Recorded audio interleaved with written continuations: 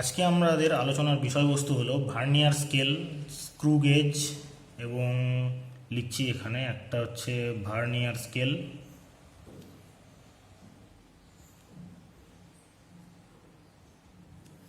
Screw gauge, এই দুটো যন্ত্রের বিষয়বস্তু নিয়ে। তাহলে আলোচনার শুরুতে একটা বলে নেওয়া যায় যে ভার্নিয়ার স্কেলের উদ্ভাবনটা কেন হলো। সাধারণত আমরা যে ধরনের স্কেল ইউজ করি, সেটা সেন্টিমিটার স্কেল হোক কি ইঞ্চি স্কেল হোক কি মিলিমিটার স্কেল হোক, সেটা যে ধরনের স্কেলই হোক, এখানে সাপোজ আমি নিয়ে আসলাম একটা সেন্টিমিটার স্কেল, যার মান হচ্ছে এখানে 30 সেন্টিমিটার আমরা দেখতে পাচ্ছি। এই স্কেলটা, এটা একটা সেন্টিমিটার স্কেল, 30 সেন্টিমিটার ম্যাক্সিমাম এটা দিয়ে লেন্থ মাপা যায়। আর এই ধরনের যদি স্কেল আমরা দেখি, স্কেলটাকে আমি খাতায় প্লেস করছি, তাহলে এখানে নির্দিষ্ট 0 থেকে 30 দাগ অবধি দাগ কাটা থাকবে, যেটার 1 2 এরকম করে 30 অবধি নাম্বারিং থাকবে। এগুলো হচ্ছে সেন্টিমিটার স্কেল। এই সেন্টিমিটার স্কেলের ক্ষুদ্রতম ঘর যেটা হবে, সেই ক্ষুদ্রতম ঘরের মান হবে, যদি এই 0 থেকে 1-এর মধ্যে মোট এই জায়গাটাকে 10 ভাগে ভাগ করা হয়েছে, 9টা দাগ থাকছে, তাহলে প্রত্যেকটা ঘরের মান হচ্ছে 0.1 সেন্টিমিটার করে। কিংবা বলা যেতে পারে যে এই স্কেল দিয়ে ক্ষুদ্রতম 1 মিলিমিটার এই পরিমাণ দৈর্ঘ্য পরিমাপ করা সম্ভব হচ্ছে।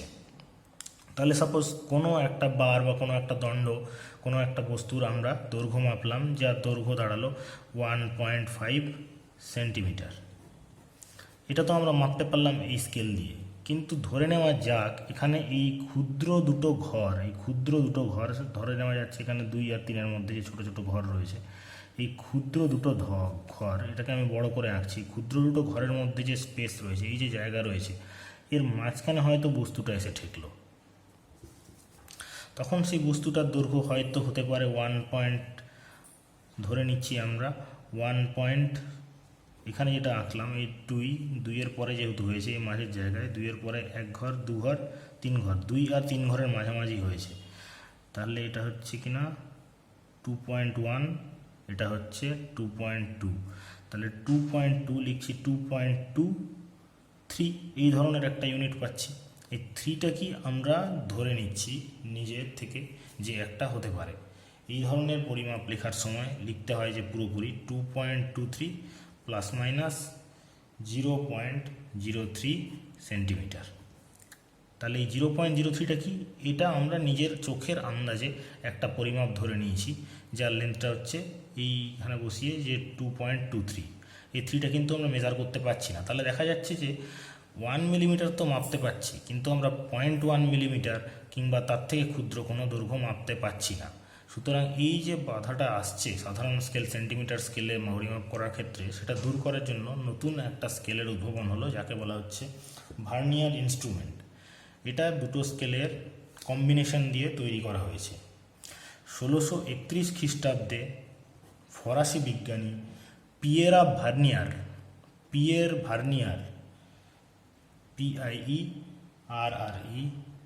ভার্নিয়ার এই ধরনের স্কেলটি উদ্ভাবন করেন। এখন আমাদের আলোচনার বিষয়বস্তু হচ্ছে এই ভার্নিয়ার স্কেল দিয়ে কীভাবে পরিমাপ করব এবং কিভাবে পরিমাপ করা যায়।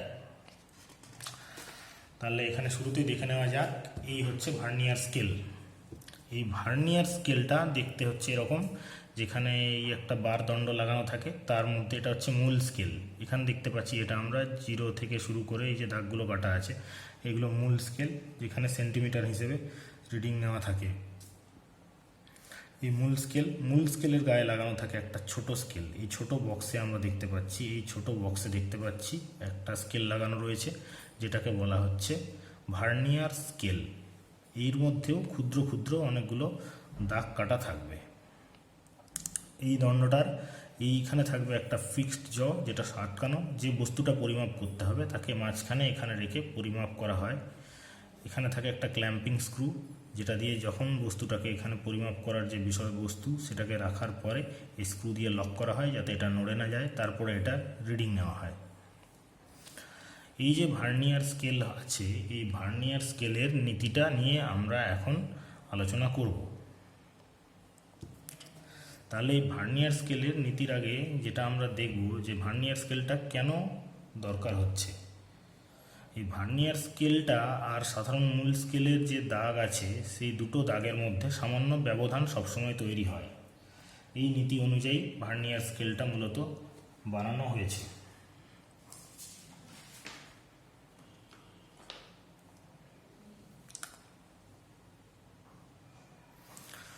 পুরো থিওরিতে বোঝে নেওয়ার আগে আমি বেসিক্যালি একটা ভার্নিয়ার স্কেলের মেজারমেন্টের নিয়ে দু চারটে জিনিস বলতে চাই। যেরকম হচ্ছে এখানে একটা উদাহরণ দিয়ে জিনিসটা ভালো করে দেখা যাক। এটা হলো একটা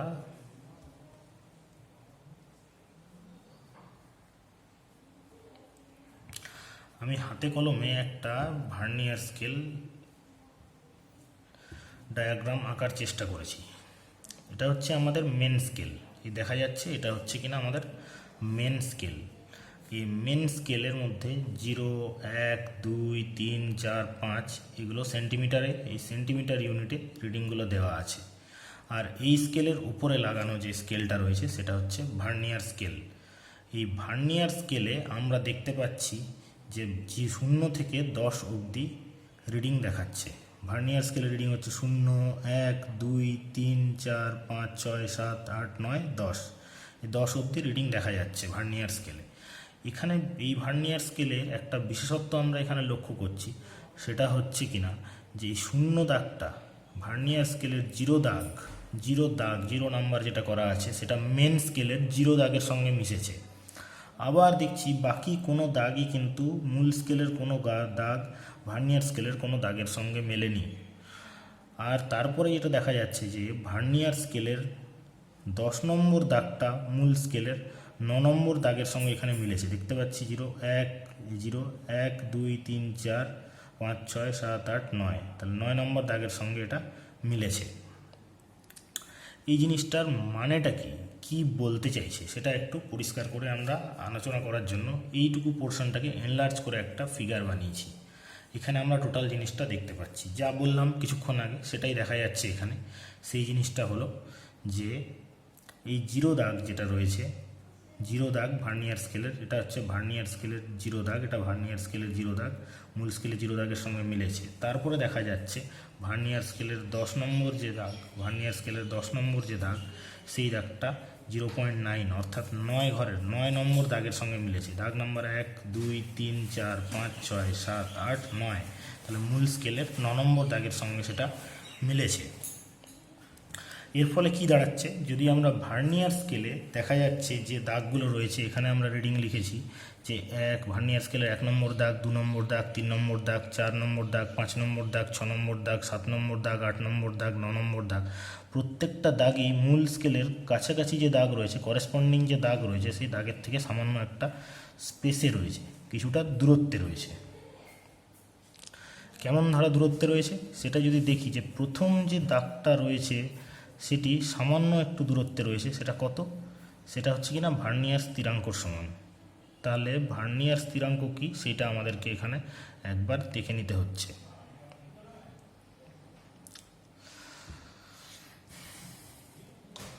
ভার্নিয়ার স্থিরাঙ্ক অর্থাৎ ভার্নিয়ার কনস্ট্যান্ট যেটা, সেটা হচ্ছে ভার্নিয়ারের সাহায্যে পরিমাপযোগ্য যে ক্ষুদ্রতম দৈর্ঘ্য, ভার্নিয়ার স্কেল দিয়ে আমরা যে ক্ষুদ্রতম দৈর্ঘ্য পরিমাপ করব, সেইটা হচ্ছে ভার্নিয়ার স্থিরাঙ্ক। এটা নিয়ে আমরা একটু পরে বলছি ভার্নিয়ার স্থিরাঙ্ক নিয়ে। শুধু এখানে আমরা স্পেস যেগুলো রয়েছে, যে গ্যাপের কথা বলছিলাম, যে মূল স্কেলের সঙ্গে ভার্নিয়ার স্কেলের দাগের যে গ্যাপ রয়েছে সেটা কীরকম ওয়েতে চেঞ্জ হচ্ছে সেটা আমরা একটু খেয়াল করব।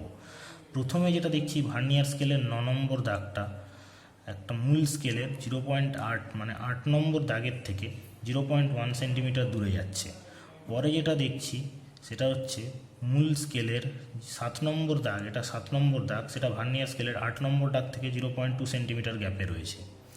এরপরে যেটা দেখছি সেটা হচ্ছে মূল স্কেলের 6 নম্বর দাগ যেটা, সেটা ভার্নিয়ার স্কেলের 7 নম্বর দাগের সঙ্গে 0.03 সেন্টিমিটার সরে গেছে। এরপরে যেটা দেখছি সেটা হচ্ছে মূল স্কেলের 5 নম্বর দাগ যেটা, সেটা ভার্নিয়ার স্কেলের 6 নম্বর দাগ থেকে 0.4 সেন্টিমিটার সরে গেছে। তো আস্তে আস্তে দেখতে পাচ্ছি এটা একটা সুন্দর জিপি সিরিজে 0.1 এর মাল্টিপল সিরিজ, 0.01 এর মাল্টিপল হিসেবে, এর মাল্টিপল হিসেবে সরে সরে যাচ্ছে, যেটা একটা জিপি সিরিজের মতো। এখানে সরে সরে গিয়ে দেখা যাচ্ছে এই জিরো দাগে সেটা ব্যাপারটা মিশে যাচ্ছে। এখন এই যে এখানে জিরো দাগে যে মিশে যাচ্ছে, সেরকম মেশার কারণটা কি হচ্ছে সেটা আমরা একবার এক্সপ্লেন করে নিচ্ছি অন্য একটা জায়গা থেকে।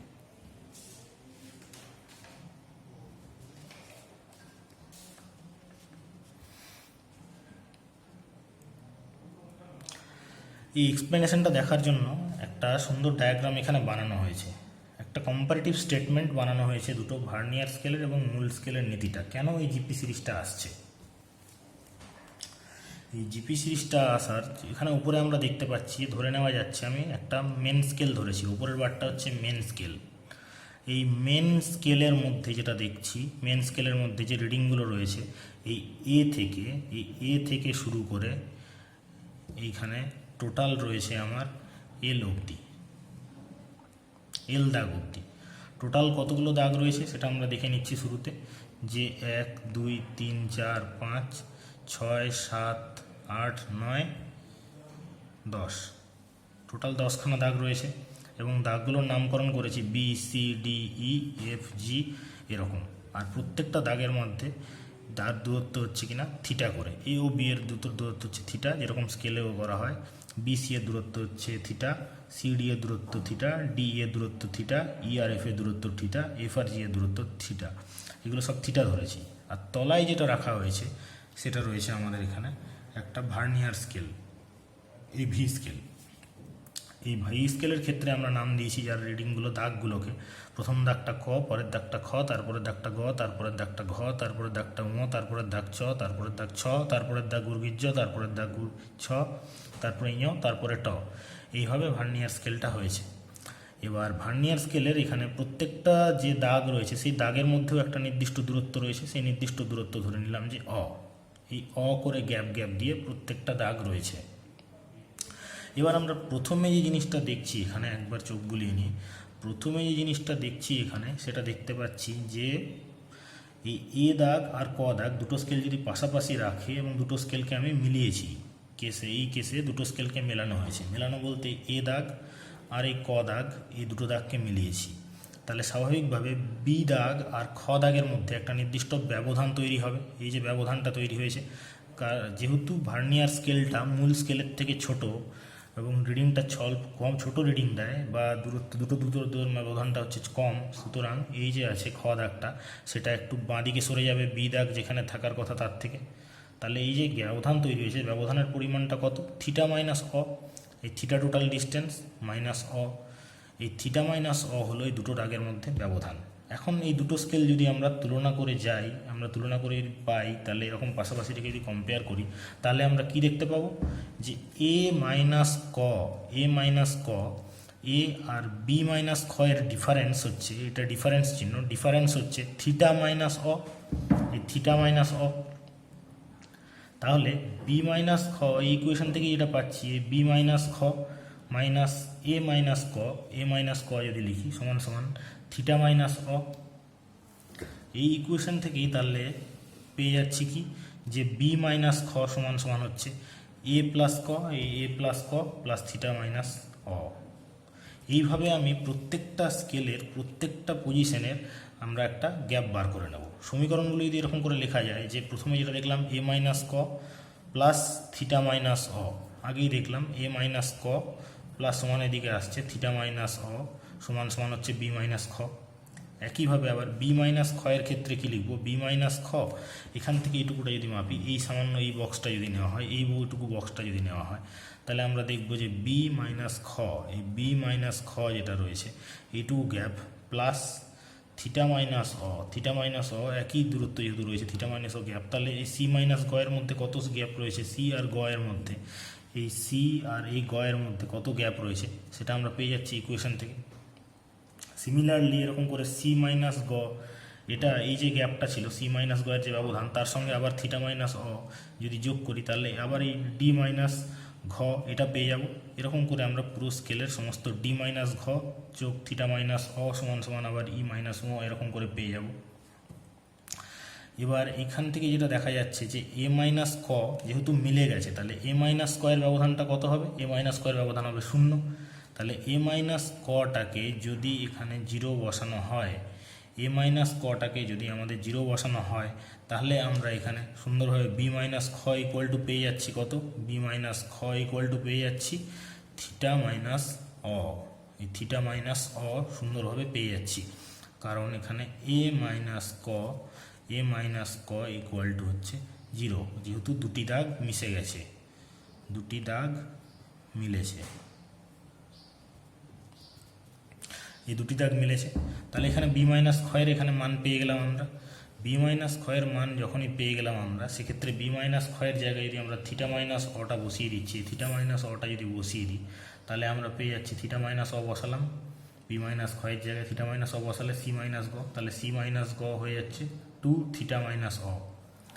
আবার এখানে পেয়ে যাচ্ছি যে ডি মাইনাস ঘয়ের ক্ষেত্রেও একইভাবে ডি মাইনাস ঘ যদি বার করছি, ডি মাইনাস ঘ, সেক্ষেত্রে এই সি মাইনাস গ এর মানটা জানি, সি মাইনাস গ হচ্ছে 2 এত, তাহলে 2 ইন্টু এত এখানে বসিয়ে দিলাম সি মাইনাস গ এর জায়গায় 2 ইন্টু থিটা মাইনাস অ প্লাস থিটা মাইনাস অ, এটা বসিয়ে দিলাম, তাহলে পেয়ে যাচ্ছি আমরা 3 থিটা মাইনাস অ। এরকম করে যদি আমরা পরপর দেখতে থাকি আমাদের সিরিজটা, তাহলে আমরা পরপর ই মাইনাস ও 4, এফ মাইনাস 5 গুণিতক থিটা মাইনাস অ, 6 জি মাইনাস 6 হচ্ছে 6 গুণিতক থিটা মাইনাস অ, এরকম পরপর পেয়ে যাচ্ছি, যেটা কিনা ফর্ম করেছে একটা সুন্দর জিপি সিরিজ ফর্ম করেছে। এই জিপি সিরিজটা কীভাবে ফর্ম করেছে এখানে দেখছি, এই যে পরপর এখানে প্রথমটার ক্ষেত্রে 1 মাল্টিপল, দ্বিতীয়টার ক্ষেত্রে 2 মাল্টিপল, তৃতীয়টার ক্ষেত্রে 3 মাল্টিপল, এখানে তারপর একটা 4 মাল্টিপল, 5 মাল্টিপল, 6 মাল্টিপল, কার সাথে? এই থিটা মাইনাস অ। তাহলে থিটা মাইনাস অ এই জিনিসটা হচ্ছে আমাদের একটা কনস্ট্যান্ট। এই কনস্ট্যান্টটাকেই আমরা বলছি যাকে আমরা বলছি ভার্নিয়ার কনস্ট্যান্ট। তাহলে ভার্নিয়ার কনস্ট্যান্টের কনসেপ্টটা মোটামুটি বোঝা গেল।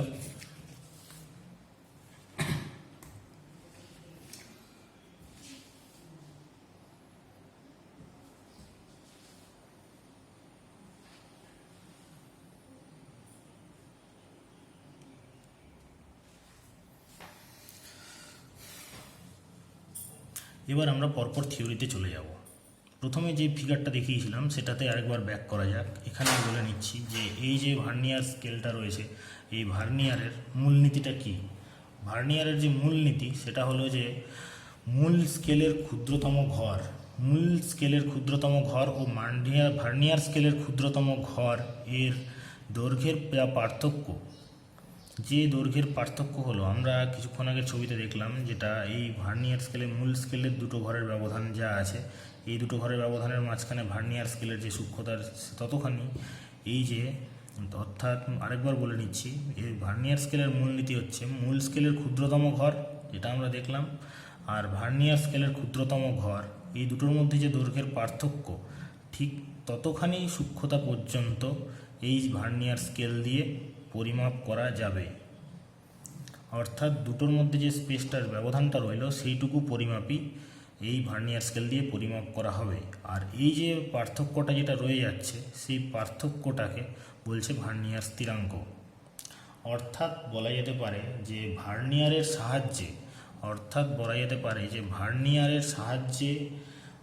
ভার্নিয়ারের সাহায্যে পরিমাপযোগ্য সূক্ষ্মতম দৈর্ঘ্যই হলো ভার্নিয়ারের স্থিরাঙ্ক।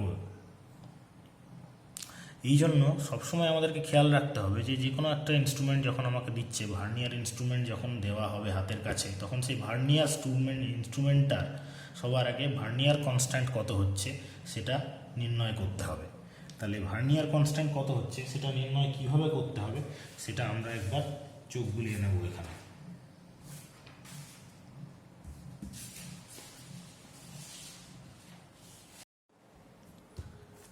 তাহলে যেটা দেখছিলাম সেটা হচ্ছে যে ভার্নিয়ার কনস্ট্যান্ট বা ভার্নিয়ার স্থিরাঙ্ক কীভাবে নির্ণয় করা যায়।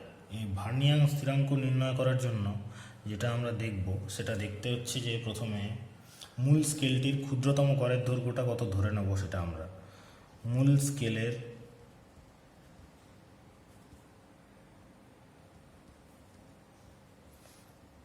ক্ষুদ্রতম ঘরের দৈর্ঘ্য হচ্ছে এম একক, মূল স্কেলের ক্ষুদ্রতম ঘরের দৈর্ঘ্য এম একক। এটা আমরা এখানে ধরে নিলাম এই এম একক। এরপরে আমরা দেখব যে ভার্নিয়ার স্কেলের যে লেফট সাইড রয়েছে, বাম প্রান্ত রয়েছে, সেই ভি স্কেল এর বাম প্রান্তকে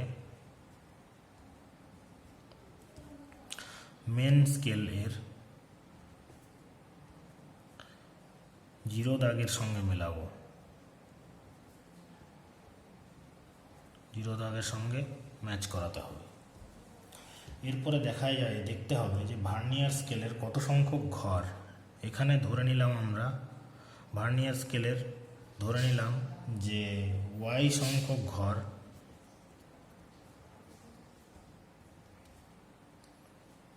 ইকুয়াল টু এই ওয়াই সংখ্যক ঘর ভার্নিয়ার স্কেলের, সেটা হচ্ছে মূল স্কেলের এক সংখ্যক ঘরের সঙ্গে মিশে গেছে বা মিলেছে। এটা হচ্ছে ভি স্কেলের আর এটা হচ্ছে মেন স্কেলের। তাহলে ভি স্কেলের ওয়াই সংখ্যক ঘর মেন স্কেলের এক সংখ্যক ঘরের সঙ্গে মিলেছে, এটা আমরা ধরে নিলাম। আমাদের অ্যাজাম্পশনগুলো আরেকবার বলে দিচ্ছি যে ফার্স্টে ধরে নিলাম যে মূল স্কেলের ক্ষুদ্রতম ঘরের দৈর্ঘ্য এম একক, তারপরে ভি স্কেলের অর্থাৎ ভার্নিয়ার স্কেলের লেফট সাইডকে যেখানে 0 দাগ রয়েছে সেই 0 দাগকে মেন স্কেলের 0 দাগের সঙ্গে ম্যাচ করব, এবং 0 দাগের সঙ্গে ম্যাচ করার পর দেখব ধরে নেওয়া যাচ্ছে যে কী কেসটা হলো যে ভি স্কেলের ওয়াই সংখ্যক ঘর যেটা আছে, ভি স্কেলের মধ্যে দাগ কাটা আছে, এরকম ওয়াই সংখ্যক ঘর মেন স্কেলের এক সংখ্যক ঘরের সঙ্গে পুরোপুরিভাবে মিলেছে। তাহলে এই ক্ষেত্রে আমরা সেটাকে যদি ভাষায় প্রকাশ করি বা কথায় লিখি, সেক্ষেত্রে আমরা কি দেখতে পাবো সেটা একবার দেখে নিচ্ছি। সেক্ষেত্রে দেখতে পাচ্ছি যে ভার্নিয়ার স্কেলের যে ওয়াই ঘরের দৈর্ঘ্য, আমরা ধরেছিলাম যে ভার্নিয়ার স্কেলের যে ওয়াই ঘরের দৈর্ঘ্য সেটা মেন স্কেলের এক্স ঘরের দৈর্ঘ্যের সঙ্গে সমান। তাহলে ঐকিক নিয়মে ভার্নিয়ার স্কেলের এক ঘরের যে দৈর্ঘ্য সেটা মূল স্কেলের এক্স বাই ওয়াই ঘরের দৈর্ঘ্যের সঙ্গে সমান। তাহলে ভার্নিয়ার স্থিরাঙ্ক সি সমান সমান কত? ভার্নিয়ার স্থিরাঙ্ক বলেছিলাম যে মূল স্কেলের ভার্নিয়ার স্থিরাঙ্ক শুরুতে সংজ্ঞাটায় কী বলেছিলাম যে মূল স্কেলের যে ক্ষুদ্রতম ঘর আর ভার্নিয়ার স্কেলের যে ক্ষুদ্রতম ঘর, এই দুটো ঘরের দৈর্ঘ্যের পার্থক্য, সেটাকেই আমরা বলছি ভার্নিয়ার স্থিরাঙ্ক।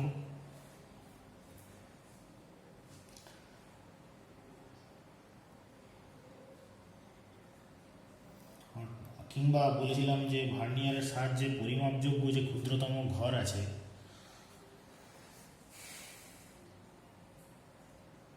ভার্নিয়ার সাহায্যে যে ক্ষুদ্রতম সূক্ষ্মতম দৈর্ঘ্যটা পরিমাপ করা সম্ভব হচ্ছে সেটাকে হচ্ছে ভার্নিয়ার স্থিরাঙ্ক বলে। তাহলে ভার্নিয়ার স্থিরাঙ্ক সমান এখানে আমরা কী লিখব, যেটা আমরা বলেছিলাম আগে মূল স্কেলের এক ঘরের দৈর্ঘ্য আর ভার্নিয়ার স্কেলের এক ঘরের দৈর্ঘ্য, এই দুটোর পার্থক্য সিম্পল, সেটাই এখানে লেখা হয়েছে যে মূল স্কেলের এক ঘরের দৈর্ঘ্য মাইনাস ভার্নিয়ার স্কেলের এক ঘরের যে দৈর্ঘ্য রয়েছে এই দৈর্ঘ্য, এটাই হচ্ছে ভার্নিয়ার স্থিরাঙ্ক সি।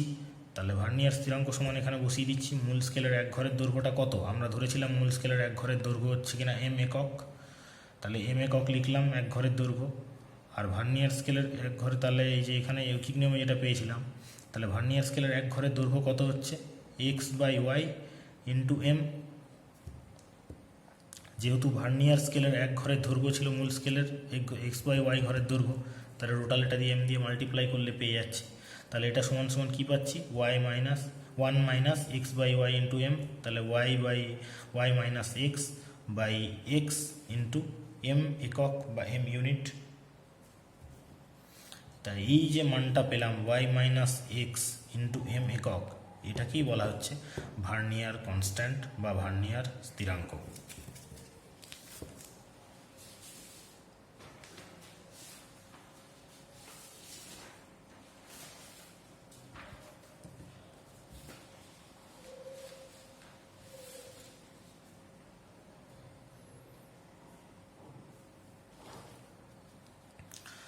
এবার প্রথমে যে আমাদের একটা ছবি আমরা দেখেছিলাম আলোচনার শুরুতে, আর একবার ছবিটার উপরে চোখ বুলিয়ে নেওয়া যাক।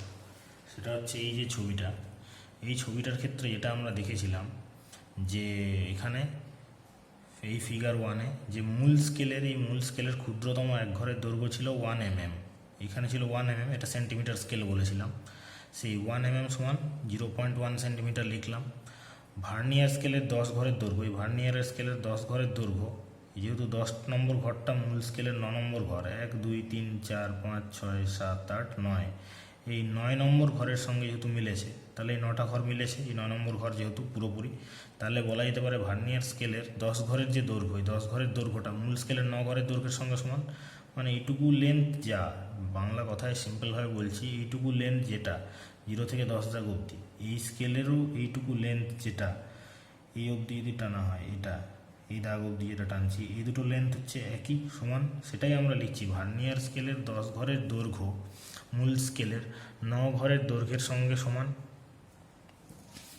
তাহলে এক্ষেত্রে আমরা কি পাচ্ছি যে এক্স এর ভ্যালু হচ্ছে 9, ওয়াইয়ের ভ্যালু হচ্ছে 10। তাহলে ভার্নিয়ার কনস্ট্যান্ট কত, ফর্মুলা যেটা দেখেছিলাম আমরা, সেই ফর্মুলা অনুযায়ী বসিয়ে দিচ্ছি এখানে, যে y minus x by Y into m c equal to, কিছুক্ষণ আগে দেখলাম, তাহলে 10 মাইনাস 9 বাই এত, তাহলে ভার্নিয়ার কনস্ট্যান্ট হচ্ছে 0.01 সেন্টিমিটার। অর্থাৎ এই ভার্নিয়ার কনস্ট্যান্ট মানে কি সংজ্ঞা পেয়েছিলাম, যে ভার্নিয়ার স্কেলে মিনিমাম যে ভ্যালুটা আমরা মাপতে পারবো, মিনিমাম যে ভ্যালু মাপতে পারবো, কোনো লেন্থের মিনিমাম যে পরিমাণ লেন্থকে মাপতে পারবো, সেটা হচ্ছে ভার্নিয়ার কনস্ট্যান্ট। তাহলে ভার্নিয়ার স্কেলের সাহায্যে সূক্ষ্মভাবে আমরা 0.01 সেন্টিমিটার বা 0.1 মাপতে পারছি। তাহলে এই ভার্নিয়ার ইনস্ট্রুমেন্টের যেহেতু ভার্নিয়ার কনস্ট্যান্ট হচ্ছে 0.01, তাহলে বলা যেতে পারে এটা দিয়ে আমরা 0.01 সেন্টিমিটার বা 0.1 সূক্ষ্মভাবে মাপতে পারছি। এবার আমরা যেটা দেখবো যে রিডিং নেওয়ার পদ্ধতি। এই রিডিং নেওয়ার পদ্ধতিটা করার আগে আমরা একবার প্রথমে যে ছবিটা দেখেছিলাম ভার্নিয়ারের, সেই ছবিটা একবার চোখ বুলিয়ে নিচ্ছি। এই ছবিটা দেখে দেখে আমরা এক্সপ্লেন করবো যে কী করে রিডিংটা নেওয়া হবে। এই যে রিডিং নেওয়ার পদ্ধতি, সেটা হচ্ছে প্রথমে যে আছে এই স্কেলটা, সবার আগে কোনো একটা বস্তু সাপোজ এখানে রাখা হলো, এই মাঝখানে রাখা হলো কোনো একটা বস্তু, এই মাঝখানে যদি রাখা হয় সেই বস্তুটাকে, তাহলে এই বস্তুটা যেটা আছে সেই ভার্নিয়ার স্কেলের এই ভার্নিয়ার স্কেলের 0 দাগ, এইখান থেকে ভার্নিয়ার স্কেলের 0 দাগটা শুরু হচ্ছে। এই বস্তুটা এখানে রাখলে দেখা যাচ্ছে ভার্নিয়ার স্কেলটা কিছু সরেছে।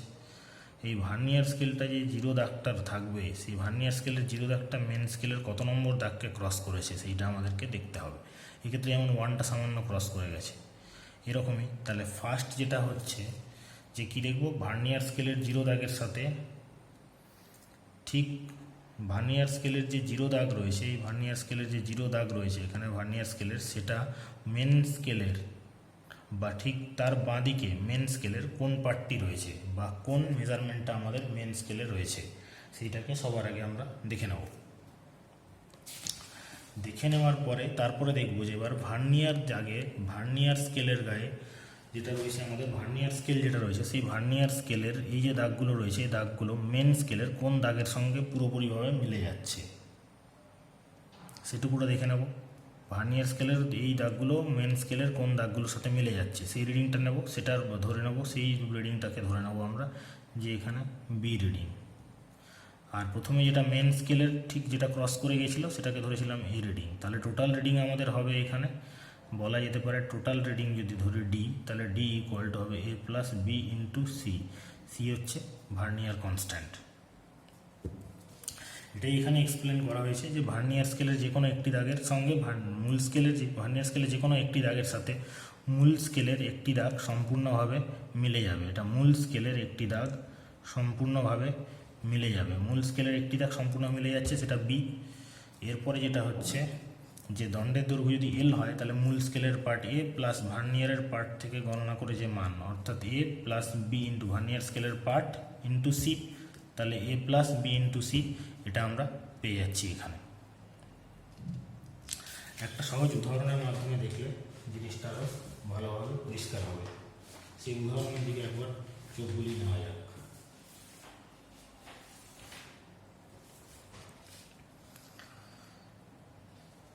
এখানে একটা সুন্দর উদাহরণ করে রাখা হয়েছে, দুটো ছবি আমরা দেখতে পাচ্ছি। দুটো ছবিতে এটা দেওয়া হয়েছে যে আমাদের স্কেল, ওপরেরটা ভার্নিয়ার স্কেল, এটা হচ্ছে স্কেল, আর এটি হচ্ছে একটা বার যেটার মেজারমেন্ট করতে হচ্ছে। এই জিনিসটার মেজারমেন্ট আমাদেরকে করতে হচ্ছে। এই যে হ্যাচ হ্যাচ করে দাগ কাটা রয়েছে, এইটুকু জিনিসের মেজারমেন্ট আমাদেরকে করতে হবে, এই জিনিসটার বস্তুটার মেজারমেন্ট করতে হবে। তাহলে মেজারমেন্টটা কীভাবে করছি আমরা একবার দেখে নিচ্ছি। প্রথমে আমাদের কাজ কি, ভার্নিয়ার কনস্ট্যান্ট কত রয়েছে সেই ভার্নিয়ার কনস্ট্যান্টটাকে বার করা। ভার্নিয়ার কনস্ট্যান্ট যদি সি হয়, সি সমান সমান আমরা জানতাম যে y minus x by Y into m, এটা আমরা দেখেছিলাম। তাহলে এই ছবিটা আমরা দেখতে পাচ্ছি কি, যে ছবিটা দেখতে পাচ্ছি যে মূল স্কেলের যেটা রয়েছে মেন স্কেলে 0 দাগ, ভার্নিয়ার স্কেলে 0 দাগে মেলালাম ভার্নিয়ার কনস্ট্যান্ট বার করার জন্য। তারপরে দেখব কোন দাগটা মিলেছে, দেখাচ্ছে যে ভার্নিয়ার স্কেলের 5 নম্বর দাগ, ভার্নিয়ার স্কেলের 5 নম্বর দাগ মূল স্কেলের 1 2 3 4 নম্বর দাগের সঙ্গে মিলেছে। তাহলে এক্ষেত্রে আমরা কি পাচ্ছি যে ওয়াই হচ্ছে কি বলেছিলাম, ওয়াই হচ্ছে ভার্নিয়ার স্কেলের যে দাগটা রয়েছে, ওয়াই ধরেছিলাম যে ভার্নিয়ার স্কেলের যে দাগটা রয়েছে সেটাকে ধরেছিলাম যে ওয়াই। তাহলে ভার্নিয়ার স্কেলের দাগ এখানে কত, এটার মান হচ্ছে 5। আর মূল স্কেলের কোন দাগের সঙ্গে মিলেছে সেটা হচ্ছে এক্স ইকুয়াল টু 4 নম্বর দাগের সঙ্গে মিলেছে, যে 1 2 3 4 নম্বর দাগের সঙ্গে মিলেছে। তাহলে এক্স হচ্ছে 4, তাহলে এখান থেকে 5 মাইনাস 4 বাই 5। আর এখানে মূল স্কেলের ক্ষুদ্রতম ঘরের মানটা কত, 0.1 সেন্টিমিটার। তাহলে 0. পুরো ক্যালকুলেট করে আমরা পাচ্ছি এখানে যে 0.02 সেন্টিমিটার। এই যে মানটা আমরা পেলাম 0.02 সেন্টিমিটার, 0.02 সেন্টিমিটার হচ্ছে তাহলে ভার্নিয়ার স্থিরাঙ্ক বা ভার্নিয়ার কনস্ট্যান্ট। এরপরে আমরা যে বারটা যেটা দেখতে পাচ্ছি সেই বার, এখানে বারটা যদি দেখি এরকম, এই বারটা যে রয়েছে বারের এখানে রিডিংটা যেটা আছে, রিডিংটা দেখছি 4 পরে সাপোজ 4 পরে ক্রস করেছে হচ্ছে এই 4 দাগ আমরা স্পষ্টভাবে দেখতে পাচ্ছি এখানে 4 পরে, আর এই 5 মাঝখানে ভার্নিয়ার স্কেলটা রয়েছে। এই ভার্নিয়ারের 0 দাগটা শুরু হয়েছে এখানে, 0 দাগটার ঠিক আগে দেখা যাচ্ছে 4 পরে 1 দাগ রয়েছে, 4 পরে 1 দাগ রয়েছে। তাহলে সবার ফার্স্টে আমরা যে রিডিংটা নিচ্ছি, তাহলে এর মান, এ হচ্ছে কত মূল স্কেলের পার্ট, মূল স্কেলের যে কটা পার্ট আমরা দেখতে পাচ্ছি সেটা হচ্ছে 4.1 সেন্টিমিটার পার্ট আমরা দেখতে পাচ্ছি। তাহলে এটা মূল স্কেলের রিডিং হয়ে গেল। এরপরে 0 দাগের পর থেকে ভার্নিয়ার স্কেলটা কোথায় মিলেছে, এবার 0 দাগটা হচ্ছে 1 আর এই 2 নম্বর দাগ, এটা তাহলে 4 পর 1 2 3 4 5 6 4.1 সেন্টিমিটার যেটা নিলাম আমরা, এই 4.1 সেন্টিমিটার মূল স্কেলের পার্টটা এখানে বসিয়ে দিলাম। এরপরে যেটা পাচ্ছি, এখানে একটু বড় করে ছবিটা আঁকছি, এইটুকু পোর্শনটাকে, এটাকে যদি বড় করে দেখাই, এখানে দেখাচ্ছে যে এটা মেন স্কেলের 4 পরে আছে 1 2 3 4, এগুলো থাকবে না স্কেলে লেখা, এগুলো ধরো না একটা দাগ রয়েছে 5 6 7 8 9, এখানে হচ্ছে 5 এই বার। এবার এখানে আমরা যে ভার্নিয়ার স্কেল লিখেছি, ভার্নিয়ার স্কেলের এই যে 4.1 অবধি দেখতে পাচ্ছি ভার্নিয়ার স্কেলের, এটা হচ্ছে ভার্নিয়ার স্কেলের 0 দাগ, এটা ভি স্কেল, ভার্নিয়ার স্কেল এটা হচ্ছে 0 দাগ। 0 দাগের পরে আছে 1 2 3, এবার 4 নম্বর দাগ, এটা 4 নম্বর দাগ, আর এদিকে হচ্ছে 5 নম্বর দাগ। তাহলে 1 2 3 4 5, এই 4 নম্বর দাগটা যদি দেখা যায় যে মূল স্কেলের কোনো একটা দাগের সঙ্গে মিলেছে, তাহলে এই 4 নম্বর দাগের যে রিডিংটা, ভার্নিয়ার স্কেলের 4 নম্বর দাগটা যেহেতু মিলেছে, এই 4 নম্বর দাগটা হচ্ছে ভার্নিয়ার স্কেলের রিডিং। কত দাগের সঙ্গে মিলেছে এই রিডিংটা কিন্তু আমরা একবারও দেখবো না, কোনো ক্ষেত্রে ছাত্ররা ভুল করে যে এই মূল স্কেলের কোন দাগের রিডিং আছে সেটাকে ক্যালকুলেট করে নেয়। এটা সাপোজ এখানে 4.1 4.2 4.3 4.4 4.5 4.6, এখানে কিন্তু 4.6 হতো, কিন্তু এটা আমাদের দেখার কোনো দরকার নেই। আমরা দেখব 4.6-এ মিলেছে কত নম্বর ভার্নিয়ারের দাগ, ভার্নিয়ারের 4 নম্বর দাগ মিলেছে, 1 2 3 4 নম্বর দাগ যেহেতু মিলেছে, তাহলে বি এর ভ্যালু পাবো 4। তাহলে আমরা এখানে কি এ ইকুয়াল টু, আগে দেখেছিলাম 4.1, এই অবধি যেহেতু হয়ে আছে এই 0 ঠিক আগে, এই যে ভ্যালুটা এটা হচ্ছে 4.1, এই 4.1, আর বি এর ভ্যালু পেয়েছি আমরা 4, আর ভার্নিয়ার কনস্ট্যান্ট আমরা সি ইকুয়াল টু জানি 0.02। তাহলে এক্ষেত্রে আমরা টোটাল লেন্থ যদি এল ধরি, এল সমান সমান কত, A plus B into C পাবো। তাহলে A equal to 4.1 plus B 4 into 0.02, তাহলে 4.1 প্লাস এখানে 0.08 লিখলাম, যোগ করলে 4.18। এই 4.18 সেন্টিমিটার হচ্ছে আমাদের রিডিং। এটা হচ্ছে আমাদের ফাইনাল রিডিং। এরপরে আমরা দেখছি যেটা, সেটা হচ্ছে micrometer screw gauge. Micrometer screw gauge দিয়ে কী করে মেজারমেন্ট নেওয়া হয় সেটা একটা ছোটো করে এখানে দেখে নেব, এবং এই স্ক্রু গেজ যন্ত্রটা কীভাবে কাজ হয় সেটা দেখে নেব। এই ছবিটা যে কোনো টাইমে তোমরা যদি নেটে সার্চ করো তাহলে দেখতে পাবে যে মাইক্রোমিটার স্ক্রু গেজ দিয়ে প্রচুর রকমের মাইক্রোমিটার স্ক্রু গেজের কোম্পানি আছে, এবং কেমন দেখতে যন্ত্রটা সেখানে এরকম ছবি পাওয়া যেতে পারে। এক্ষেত্রে যেটা দেখতে পাচ্ছি, যন্ত্রটা খুব সিম্পল একটা খুব সিম্পলভাবে তৈরি। এই যে বস্তুটাকে মাপা হবে তাকেই দেখা যাচ্ছে দুটো এই অ্যানভিল আর স্পিন্ডাল এর মাঝখানে সেই বস্তুটাকে রাখা হয়। আর এক্ষেত্রে থাকে একটা স্লিভ, এই স্লিভের ওপরে থাকে একটা লম্বা স্কেল, যেটা সাধারণত সেন্টিমিটার স্কেলই হয়। এই স্কেলটা 0 থেকে যতটা বিভিন্ন স্কেলে বিভিন্ন যন্ত্রে বিভিন্ন রকম দাগ কাটা থাকে, এটা সেন্টিমিটার ইউনিটে থাকে।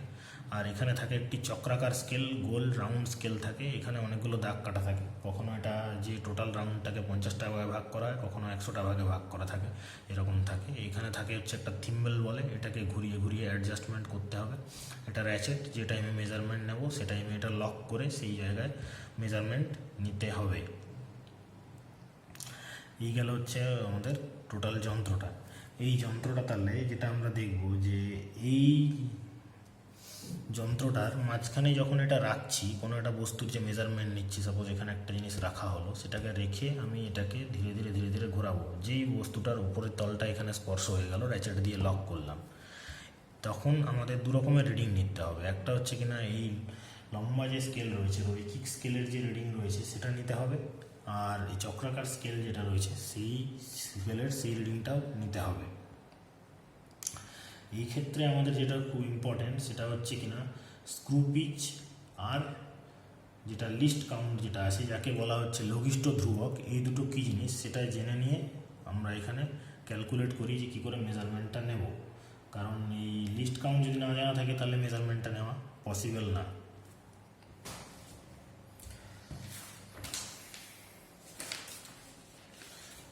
যেটা এখানে বলছিলাম যে ধরা যায় এখানে প্রথম যে রিডিংটা নিচ্ছি, ধরা যাক যে এই স্কেলে যে রিডিংটা নিয়েছি লম্বা রৈখিক স্কেলে, সেই রৈখিক স্কেলের রিডিংটা যদি হয় এ, আর এই রাউন্ড এই স্কেলের যে রিডিং সেটা যদি হয় বি, তাহলে বি ইন্টু সি, এইটা বি ইন্টু সি, এই টোটাল লেন্থ ইকুয়াল টু হবে বি ইন্টু সি।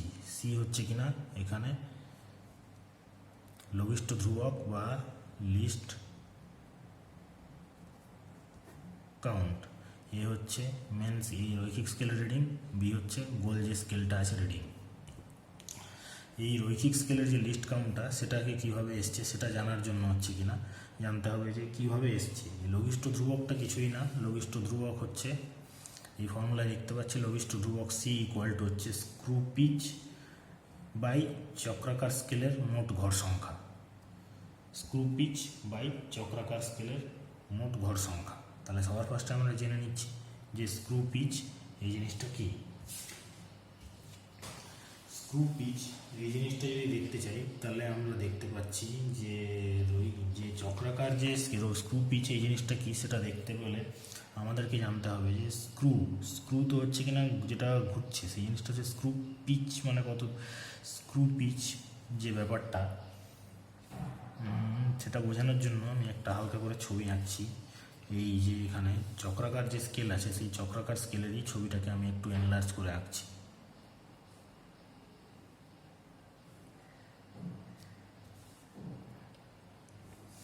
এই চক্রাকার স্কেল, এটা হচ্ছে রৈখিক স্কেল, এখানে ধরে নিচ্ছি চক্রাকার স্কেল 0, 1, 2, 3, 4, 5 এরকম করে এটা ভাগ করা থাকছে এখানে এই লম্বাভাবে। এই স্ক্রু পিচ হচ্ছে কিনা একবার সম্পূর্ণভাবে যদি আমি এটাকে ঘোরাই, একবার সম্পূর্ণভাবে যদি এটাকে ঘোরানো হয়, এই জিনিসটাকে যদি একবার সম্পূর্ণ রোটেট করা হয়, এটাকে যদি সম্পূর্ণ একবার রোটেট করা হয়, এই রোটেট করলে 0 দাগটা আবার এই রৈখিক স্কেলের এই যে দাগ আছে প্রথমে এই দাগটার সঙ্গে রৈখিক স্কেলের এইখানের দাগ যেটা আছে যে কোনো একটা দাগের সঙ্গে 0 দাগটাকে মেলাবো, ধরে নিলাম যে রৈখিক স্কেলের এইখানে যেটা আছে জিরো দাগ, এই জিরো দাগের সঙ্গে এই জিরো দাগটাকে মেলালাম, এই জিরো দাগের সঙ্গে জিরো দাগটা মেলালাম, জিরো দাগের সঙ্গে জিরো দাগটাকে মেলানোর পরে ক্রমাগত এটাকে ঘুরাচ্ছি, ঘুরিয়ে ঘুরিয়ে ঘুরিয়ে ঘুরিয়ে ঘুরিয়ে ঘুরিয়ে আবার যখন এখানে নিয়ে আসলাম, তখন এই যে জিরো দাগটা যেটা রয়েছে, এই যে স্কেল, এর গায়ে যে স্কেলটা লাগানো রয়েছে, আমরা এটা দেখছি, মানে এর গায়ে যে স্কেলটা লাগানো রয়েছে, এর গায়ে যে স্কেলটা লাগানো রয়েছে, এই জিরো দাগটা একবার ঘোরানোর পরে আবার যখন জিরো দাগটা এলো, তখন নিশ্চয়ই রৈখিক স্কেলের মানটা জিরো দেখাবে না। তখন সাপোজ এখানে দেখালো 1 ঘর সরল রৈখিক স্কেলের, 1 ঘর সরল, একটা ঘর আমাদের চাপা পড়ে গেল, জিরোর জায়গায় একটা হালকা এরকম দাগ দেখাচ্ছে রৈখিক স্কেলের এই দাগটা যেখানে মিশেছে সেই জায়গায় রিডিং হচ্ছে, এখানে এরকম, এখানে পরপর রিডিং থাকবে, এখানে হচ্ছে এরকম 1 সেন্টিমিটার হয়ে যাচ্ছে, এটা 1 সেন্টিমিটার, তাহলে এটা মোটামুটি 0.1 সরল, 0.1 সরল এখানে, তাহলে 0.1 সেন্টিমিটার সরে গেল এই পূর্ণ ঘোরার ফলে। যদি সেন্টিমিটার স্কেলে এটা থাকে, সাধারণত এরকমই হয়, সাধারণত ধরা যায় যে স্ক্রু পিচ মানে যেটা হচ্ছে এই পুরো যে সাধারণত একবার ঘোরানোর ফলে মূল রৈখিক স্কেলের যে ক্ষুদ্রতম ঘরের যে মানটা থাকে সেই পরিমাণ মানই সাধারণত সরে এই স্কেল দিয়ে। এই যে পরিমাণ সরলো সেই পরিমাণ সরাটাকেই বলা হচ্ছে সেই পরিমাণ যে সরলো একবার পূর্ণ আবর্তনের ক্ষেত্রে 0 to 0 আসা, এই পুরো ঘোরাটাকেই বলছে স্ক্রু পিচের মানটা। অর্থাৎ স্ক্রু পিচের মান বলতে সেটাই বোঝাচ্ছে যে একবার পূর্ণ আবর্তনের ক্ষেত্রে বা একবার পূর্ণ আবর্তন করালে, এই রোটেট করালে রোটেটিং স্কেলটাকে চক্রাকার স্কেলটাকে একবার পূর্ণভাবে রোটেট করালে বা আবর্তন করালে সেটি রৈখিক স্কেলে যতটা পরিমাণ ঘর সরে যাচ্ছে, সেই রৈখিক স্কেলে যতটা পরিমাণ ঘর সরে যাচ্ছে সেই পরিমাণটাকে বলা হচ্ছে স্ক্রু পিচ। ঠিক আছে, এবার তাহলে এটা আমরা দেখছিলাম স্ক্রু পিচটা জানা হয়ে গেল যে একবার রোটেট করলে যে পরিমাণ ঘর সরে, যে পরিমাণ রৈখিক স্কেলের মানটা সরে যাচ্ছে সেটা হচ্ছে স্ক্রু পিচ। আর চক্রাকার স্কেলের মোট ঘর সংখ্যা সাধারণত 50 বা 100 ধরা হয়ে থাকে, এই পুরো যে সেটাকে দিয়ে, তাহলে স্ক্রু পিচকে চক্রাকার স্কেলের মোট ঘর সংখ্যা দিয়ে, স্ক্রু পিচকে চক্রাকার স্কেলের মোট ঘর সংখ্যা দিয়ে বিভক্ত করলে কি পাওয়া যাচ্ছে, লঘিষ্ঠ ধ্রুবক বা লিস্ট কাউন্ট পাওয়া যাচ্ছে, যেটা আমাদের মেজার করতে লাগছে। তাহলে আমরা যে বস্তুটা মাপলাম এখানে সেটা এই একটা রিডিং পেলাম, বি পাচ্ছি, আর সি তো আমরা পেয়ে যাচ্ছি এই ফর্মুলার মধ্যে দিয়ে। এই ক্ষেত্রে তাহলে একটা উদাহরণের মাধ্যমে ব্যাপারটা দেখা যায় যে একটা পাতলা পাত ধরো আমাকে মাপতে দিয়েছে, তাহলে সেই পাতলা পাতটাকে আমি মাঝখানে দিলাম, সেই পাতলা পাতটাকে যে পাতলা প্লেট দিয়েছে সেই প্লেটটাকে মাপার জন্য প্রথমে আমি কি দেখবো যে রৈখিক স্কেলের পার্ট কত, রৈখিক স্কেলের পার্ট কি ধরেছিলাম এরপরে দেখবো যে চক্রাকার স্কেলের পার্ট কত, সেটা যদি হয় বি, তারপরে দেখবো যে আমরা লিস্ট কাউন্ট অর্থাৎ লঘিষ্ঠ ধ্রুবক কত সি, এই 3টে প্যারামিটার পেলে আমরা পাথের যে থিকনেস সেটা পেয়ে যাব। পাথের থিকনেস যদি এল হয় বা পাথের থিকনেস যদি ডি হয়, তাহলে ডি ইকুয়াল টু আমরা কী লিখবো, এ প্লাস বি ইন্টু সি। সহজভাবে এটা পরিষ্কার হয়ে গেল।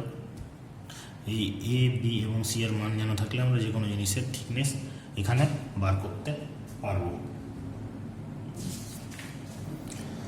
এরপরে যেটা আমরা দেখব পরবর্তী, সেটা হচ্ছে কিনা তাৎপর্যপূর্ণ সংখ্যা বা সিগনিফিক্যান্ট ফিগার কি।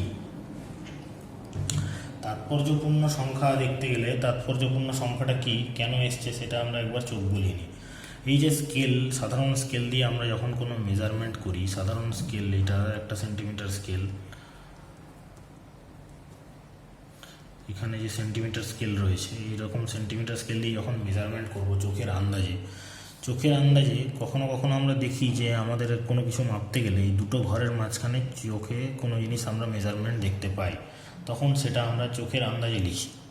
সাপোজ আমরা এই সেন্টিমিটার স্কেলে মিনিমাম তো 0.1 সেন্টিমিটার অবধি মাপা যেতে পারে, কিন্তু কখনো কখনো আমরা লিখি যে এখানে যেটা লিখছি 2.54 সেন্টিমিটার। এই 2.54 সেন্টিমিটার লিখলাম কত, তাহলে এখানে দেখতে হবে সিগনিফিক্যান্ট ফিগার, এটার পাশে লিখে দিতে হবে সিগনিফিক্যান্ট ফিগার অর্থাৎ তাৎপর্যপূর্ণ অঙ্ক সংখ্যা। তাহলে কত হলো, 3 তাৎপর্যপূর্ণ অঙ্ক সংখ্যা যখনই লিখলাম মোট অঙ্ক সংখ্যাটা, তখন আমরা অটোমেটিক্যালি ধরে নেব যে শেষ থেকে 3 নম্বর যে সংখ্যাটা রয়েছে এখানে 4 যেটা দেখাচ্ছে, এই 4টা কিন্তু অনিশ্চিত, এটা আমাদের আন্দাজে নিয়েছি, এটা আমরা স্পষ্ট এখানে পরিষ্কার হয়ে যাবে যে 4-এর যে মানটা সেটা আন্দাজভাবে নেওয়া হয়েছে। এই যে কিছু তাৎপর্যপূর্ণ সংখ্যা যখন গণনা করব সেরকম কিছু বিষয় আমাদের মনে রাখা দরকার সবসময়, সেগুলো একবার দেখে নিই।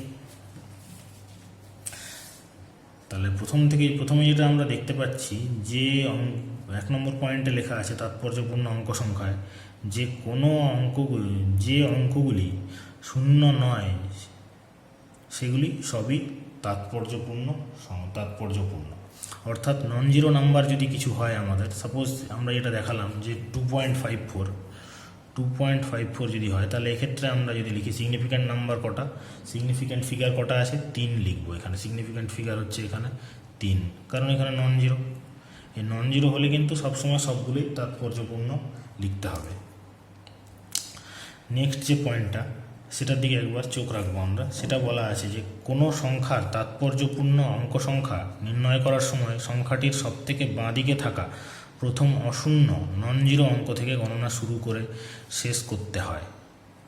আরেকবার দেখে নিচ্ছি যে কোনো সংখ্যার তাৎপর্যপূর্ণ অঙ্ক সংখ্যা নির্ণয় করার সময় সংখ্যাটির সবথেকে বাঁ দিকে থাকা প্রথম অশূন্য অঙ্ক থেকে গণনা শুরু করে শেষ করতে হয় সব থেকে ডান দিকে থাকা অঙ্কতে। যেমন যদি একটা উদাহরণে দেখছি যে যদি 27.27.7 এই সংখ্যাটির সিগনিফিক্যান্ট ফিগার হচ্ছে 3, তার কারণ কি, এই সংখ্যাটির বাঁদিকে থাকায়, বাঁদিকে যেটা রয়েছে 2, যদি নন জিরো যে নাম্বারটা রয়েছে তাহলে 2, যদি এখানে যদি আমরা লিখতাম যে 0.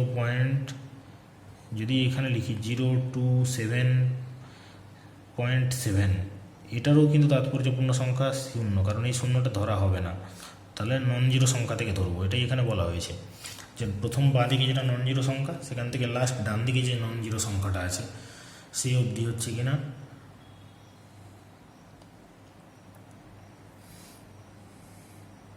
তাৎপর্যপূর্ণ সংখ্যা। এবার যদি এখানে 70 লিখতাম সেক্ষেত্রেও কিন্তু ধরা হতো, যদি বাঁ দিকে নন জিরো থেকে স্টার্ট হবে এবং ডান দিকে শেষ যে সংখ্যাটা হবে সেই অবধি হচ্ছে তাৎপর্যপূর্ণ সংখ্যা ধরে নিতে হবে। 3 নম্বর পয়েন্টে কি দেখছি যে দুটি অশূন্য অঙ্কের মাঝে, অর্থাৎ দুটি নন জিরো অঙ্কের মাঝে যে শূন্যগুলি থাকে সেই সংখ্যাটির সেগুলোকেও তাৎপর্যপূর্ণ সংখ্যা ধরে নিতে হবে। যেমন যদি আমরা বলি যে 207.007 সংখ্যাটির তাৎপর্যপূর্ণ অঙ্ক সংখ্যা হলো 6,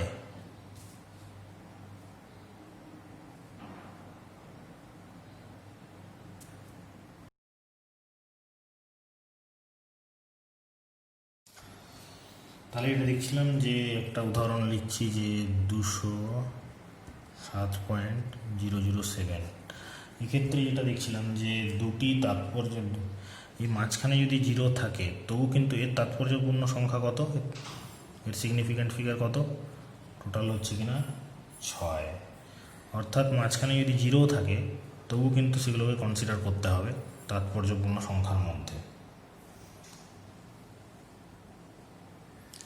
আবার যদি কোনো নাম্বার এরকম লেখা থাকে যে 0.00277, এই সংখ্যাটির তাৎপর্যপূর্ণ অঙ্ক সংখ্যা কত হবে সেটাই যদি দেখতে চাই আমরা, তাহলে কত,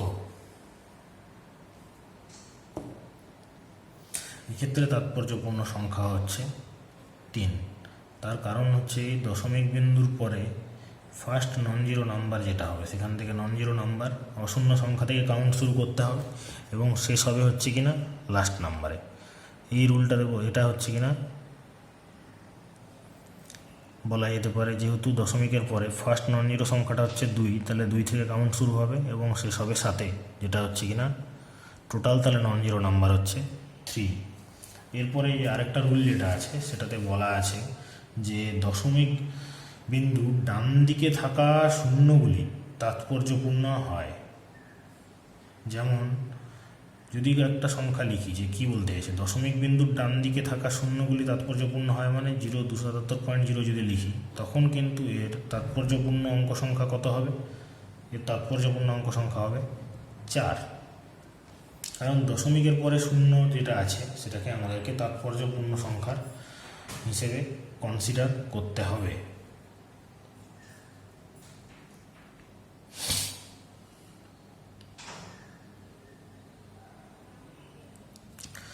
এখানে যদি আমরা লিখি যে 277.00, তাহলে সেক্ষেত্রেও কিন্তু এর তাৎপর্যপূর্ণ সংখ্যা হবে 4। দুটো জিরো মানে কিন্তু দুবার ধরতে হবে এরকম না, দশমিকের পরে সবসময় একটা জিরো, যদি একটা জিরো অবধি কনসিডার করতে হবে, তাৎপর্যপূর্ণ সংখ্যা 4। অর্থাৎ কিন্তু এই যে এখানে একটা প্রশ্ন আসতে পারে যে 277.4, এটা আমরা লিখেছি 277.0 এবং 277, এই দুটো তাৎপর্যপূর্ণ সংখ্যা কত? এর তাৎপর্যপূর্ণ সংখ্যা হচ্ছে 4, এর তাৎপর্যপূর্ণ সংখ্যা হচ্ছে 3।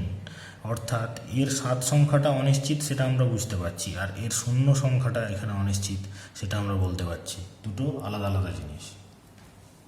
কিন্তু এরও এখানে বাকি যেরকম 277-এর এই সংখ্যাটা 277.0 যখন লিখলাম, 277.0 যখন লিখলাম, 277.0-তে বোঝা যাচ্ছে যে এই তিনটে সংখ্যা 277 যেটা লেখা আছে, 277 কিন্তু সম্পূর্ণ নিশ্চিত, 0 অনিশ্চিত।